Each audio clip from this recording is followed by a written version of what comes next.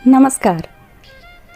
माता पार्वती, माता राधा और माता सीता की माँ की कथा आपको सुनाऊंगी मैं। यानी ये जो तीन माँ जगदम्बा के स्वरूप हैं, पार्वती, राधा, सीता जी, इन तीनों की माताएं कौन थीं, उनकी दिव्य कथा को मैं आपको शिव पुराण के रुद्र संहिता तृतीय खंड पार्वती खंड से आपको मैं सुनाने जा रही हूँ। इसके सुनने से बीच में ही लिखा है, आखिरी और बीच में, कि सुनने से पुण्य की प्राप्ति, इच्छा की प्राप्ति, समस्त भाग्योदय होता होगा। इसलिए शुरू से आखिरी तक सुनिएगा। चैनल को सब्सक्राइब और इस कथा को लाइक, कमेंट, शेयर करिएगा। नारद जी ब्रह्मा जी से पूछते हैं कि पिताजी यज्ञ में जब अपने शरीर को दक्ष कन्या ने जगदम्बा सती देवी त्याग दें, किस प्रकार वे गिरिराज हिमालय के पुत्री हुई। किस तरह उन्होंने उग्र तपस्या करके उन्होंने अपने पति को पुनः पति शिव को प्राप्त किया। ये सब मेरे ढेर सारे प्रश्न हैं और आप बताइए। ब्रह्मा जी ने कहा, मुने नारद, तुम पहले पार्वती के माता के जन्म, विवाह व अन्य भक्ति वर्धक पावन चरित्र सुनो। मुनि श्रेष्ठ, उत्तर दिशा में पर्वतों का राजा हिमवान नामक महान पर्वत है, जो महान, तेजस्वी और समृद्धशाली है। उसके दो रूप प्रसिद्ध हैं, एक तो स्थावर, दूसरा जंगम। मैं संक्षेप से उसके सूक्ष्म यानी स्थावर स्वरूप का वर्णन करता हूँ। वह रमणीय पर्वत नाना प्रकार के रत्नों आकार का खान है। पूर्व तथा पश्चिम समुद्र के भीतर प्रवेश करके इस तरह खड़ा है मानो भूमंडल को नापने के लिए कोई मानदंड हो। देवता, ऋषि, सिद्ध, मुनि उस पर्वत का आश्रय लेते हैं। नाना प्रकार के जंगली पशु भी वहाँ पर रहते हैं। भगवान शिव को वह रमणीय पर्वत बहुत ही प्रिय है। तपस्या करने का भगवान शिव का स्थान है। स्वरूप से वह अत्यंत पवित्र है, महात्माओं को भी पावन करने वाला है। वही दिव्य शरीर धारण करके सर्वांग सुंदर रमणीय देवताओं के रूप में भी स्थित है। भगवान विष्णु का अविकृत अंश भी है। इसीलिए वह शैलराज साधु संतों को अधिक प्रिय है। एक समय गिरिवर हिमवान ने अपनी कुल परंपरा की स्थिति और धर्म की वृद्धि के लिए देवताओं तथा पितरों का हित करने के लिए अभिलाषा से अपना विवाह करने की इच्छा की। तो मुनीश्वर उस अवसर पर संपूर्ण देवता अपने स्वार्थ का विचार करके दिव्य पितरों के पास आकर उनसे प्रसन्नतापूर्वक बोले। क्या बोले? देवताओं ने कहा, पितरों, आप सब लोग प्रसन्न चित्त होकर हमारी बात सुने, और यदि देवताओं का कार्य सिद्ध करना आपको भी अभिष्ट हो तो शीघ्र वैसा ही करें कि आप अपनी ज्येष्ठ पुत्री, जो मेना नाम से प्रसिद्ध है, वह मंगल रूपिणी है, उसका विवाह आप लोग बड़ी प्रसन्नता के साथ हिमवान पर्वत से कर दें। ऐसा करने पर आप सब लोगों को सर्वथा महान लाभ होगा। क्या लाभ होगा? देवताओं के दुखों का निवारण भी पग पर होता रहेगा और लाभ भी होगा। देवताओं की यह बात सुनकर पितरों ने परस्पर विचार करके स्वीकृति दे दी और अपने पुत्री मेना को विधि पूर्वक हिमालय के हाथ में दे दिया। उस परम मंगलमय विवाह में बड़ा उत्सव मनाया गया। मुनीश्वर नारद मेना के साथ हिमालय के शुभ विवाह का यह सुखद प्रसंग मैंने तुमसे प्रसन्नता पूर्वक कहा। अब और तुम क्या सुनना चाहते हो? नारद जी ने पूछा, विधे विद्वान, अब आदर पूर्वक मेरे सामने मेना की उत्पत्ति का वर्णन कीजिए और उसे किस प्रकार शाप प्राप्त हुआ था वह भी कहिए और मेरे संदेह का निवारण कीजिए। ब्रह्मा जी बोले, मुने, मैंने अपने दक्ष नामक जिस पुत्र की पहले चर्चा की है वह सती खंड में है। उनके 60 कन्याएं हुई थीं जो सृष्टि के उत्पत्ति में कारण बनी। नारद, दक्ष ने कश्यप आदि श्रेष्ठ मुनियों के साथ उनका विवाह किया था।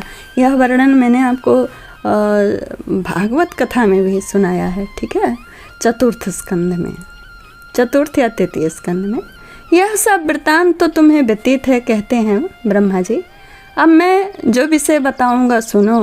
उन कन्याओं में एक स्वधा नामक कन्या थी, जिसका विवाह उन्होंने पितरों के साथ किया। स्वधा की 3 पुत्रियां थीं, जो सौभाग्यशालिनी तथा धर्म की मूर्ति थी। उनमें से ज्येष्ठ पुत्री का नाम ही मेना था, मजली का धन्या नाम से प्रसिद्ध थी, और छोटी कन्या का नाम कलावती था।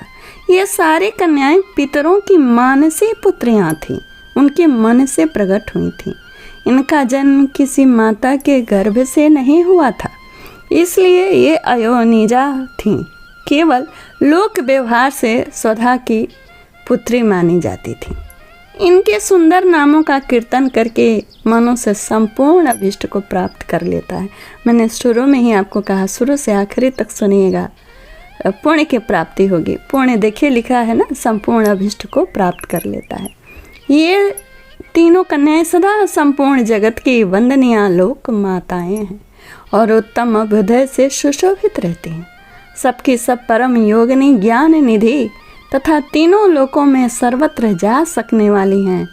मुनीश्वर, एक समय ये तीनों बहनें भगवान विष्णु के निवास स्थान श्वेत द्वीप में उनका दर्शन करने के लिए गईं।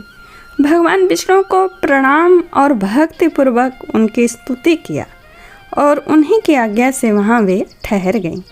उस समय वहाँ संतों का बड़ा भारी समाज एकत्रित हुआ था और मुने, उसी अवसर पर मेरे पुत्र सनकादिक सिद्धगढ़ भी वहाँ गए और श्री हरि की स्तुति वंदना करके उन्हीं की आज्ञा से वहाँ ठहर गए। सनकादिक मुनि देवताओं के आदि पुरुष और संपूर्ण लोकों में वंदित हैं। वे जब वहाँ आकर खड़े हुए, उस समय श्वेत द्वीप के सब लोग उन्हें देख प्रणाम करते हुए उठकर खड़े हो गए, परंतु ये जो तीनों बहनें थीं उन्हें देखकर भी वहाँ नहीं उठी। इससे सनत कुमार ने उन्हें स्वर्ग से दूर होकर नर स्त्री बनने का शाप दिया, मर्यादा की रक्षा के लिए। फिर उनके प्रार्थना करने पर वे प्रसन्न हो गए और बोले, सनत कुमारों ने कहा, पितरों की तीनों कन्याओं, तुम प्रसन्नचित्त होकर मेरी बात सुनो। यह तुम्हारे शोक का नाश करने वाली और सदा ही तुम्हें सुख देने वाली है।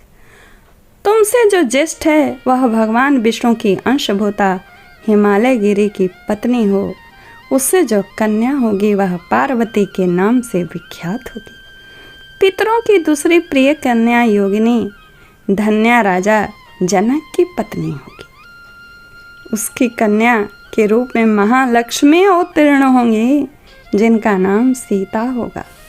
इस प्रकार पितरों की छोटी पुत्री कलावती द्वापर के अंतिम भाग में वृषभानु वैश्य की पत्नी होगी। उसकी प्रिय पुत्री राधा के नाम से विख्यात होगी। जानने योग्य बात यह है कि पितर की तीनों कन्याएं से 3 जो भगवान माँ जगदम्बा के प्रमुख अवतार हैं, वही उनकी माताएं हैं। स्वधा की वो तीनों मानसी पुत्रियाँ ही उन तीनों माँ भगवती के अंशरूपा पुत्रियों की माँ हैं। योगिनी मेनका पार्वती के वरदान से अपने पति के साथ उसी शरीर से कैलाश नामक परम पद को प्राप्त हो जाएगी। धन्या तथा उनके पति जनक कुल में उत्पन्न हुए जीवन मुक्त महायोगी राजा सिरध्वज लक्ष्मी स्वरूपा सीता के प्रभाव से वैकुंठ धाम में जाएंगे। वृषभ भानु के साथ वैवाहिक मंगल कृत्य संपन्न होने के कारण जीवन मुक्त योगिनी कलावती भी अपनी कन्या राधा के साथ गोलोक धाम में जाएगी। इसमें संशय नहीं है। विपत्ति में पड़े बिना कहाँ किनकी महिमा प्रकट होती है। उत्तम कर्म करने वाले पुण्य आत्मा पुरुषों का संकट जब टल जाता है, तब उन्हें दुर्लभ सुख की प्राप्ति होती है। अब तुम लोग प्रसन्नता पूर्वक मेरी दूसरी बात भी सुनो, जो सदा सुख देने वाली है।